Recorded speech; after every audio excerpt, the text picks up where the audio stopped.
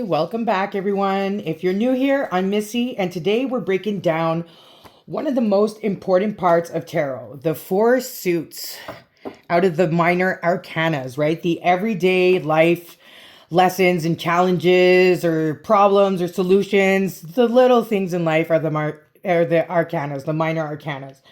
So once you understand the suits, reading tarot becomes so much easier because you'll instantly know the energy of a card before you even look at the details, okay? So let's start off with wands, the fire element, right? This is fire. And for those of you that are more advanced, like I don't know these ones by heart, but like the fire, you'll often find, if you look it up online or something like this, you will find the three fire signs: Leo, Sagittarius, and Aries. I don't know what the knight represents, but it would be one of the three. Okay, so that's for like more advanced people. Let's start with the wands. Wands are connected to the fire element, which means passion, movement, inspiration, and the things that light you up. Wands talk about motivation, creativity, ambition, taking action, your spiritual fire, desires, passions, what you're passionate about, right? Energy. I go often with energy, right? Because like your fire energy, right? You're either flaming up, you got like great energy, or if not, like drained energy. I put it towards energy as well. When a wand card shows up, it's usually about what drives you, what excites you, or what you're ready to move towards. Funny, move towards, right? I chose here, like I said in one of the videos, when you pull a card, often like what would help you is find the other three, right? I got Knight of Swords, Knight of Cups, Knight of Pentacles. And like already we're going over the suits. Afterwards, I'm going to tell you like how these cards kind of relate. Okay, so then we got the cups, the water element, emotions, intuition, relationships. Next, we have cups connected to water. Water is emotion, intuition, and the heart. Also in the cups, there's Cancer, Scorpio, and Pisces. Okay. So the cups talk about feelings, relationships, love, intuition, emotional healing. And like this is about all types of relationships. And like emotionally drained or emotionally fulfilled and content, right? The cups appear in when the message is usually about your emotional world, what you feel, what you need, or what your heart is trying to tell you. Also, for those of you that want timing in tarot, I don't believe in the timing that much, but for those of you that have a timing question, usually wands is a matter of days. Okay. Swords are weeks. Cups are months. Pentacles are years. Okay. So let's go to the next suit, explain. The Knight of Swords. So Knight of Swords, the sword, sorry. Then we have the swords connected to air. Air is the mind, thoughts, communication, clarity, and sometimes conflict.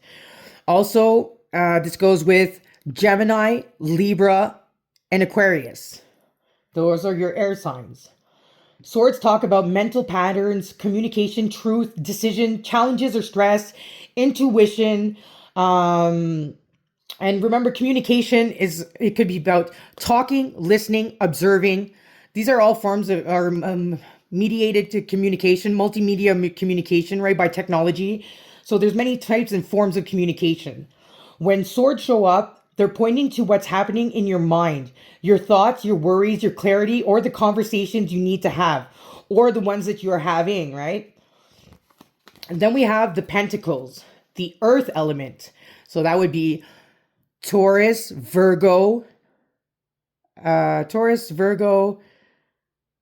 which one am I missing now? Capricorn. So finally, the pentacles connected to earth. Earth is stability, grounding, and the physical world.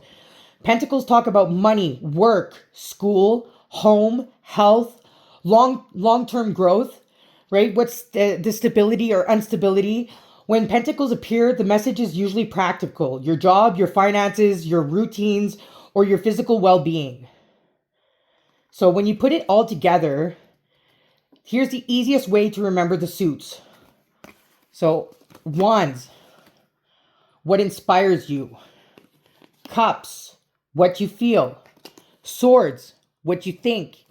Pentacles, what you build. Okay, so like now that we know this, right?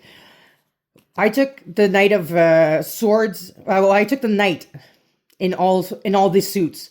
So what the Knight has in common, even though like this Knight is about communication or your thoughts, your intuition, right? This one is more about what inspires you, your passions, your desires. This one's more about what you feel, your emotional levels. The Knight of Pentacles, what you build, your stability, your finances. Well, what do they have in common, right? Is that they're on a horse, and horse is movement. So already it would be that like things are happening and you're going in, it's already there and you're going in a great direction. You're moving, or maybe in a better direction, but there's still movement. If not, another way to look at it is that movement is coming. For those people who have blockages, obstacles, delays, well, this is a good sign that movement is heading their way. Things will be in movement soon, or if not, it's already in the making, whether they realize it or not. Also, knights, like a knight defends.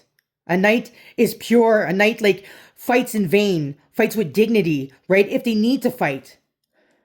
Or if not, if they or are able to communicate and like really push themselves out there. Okay? A knight is well recognized.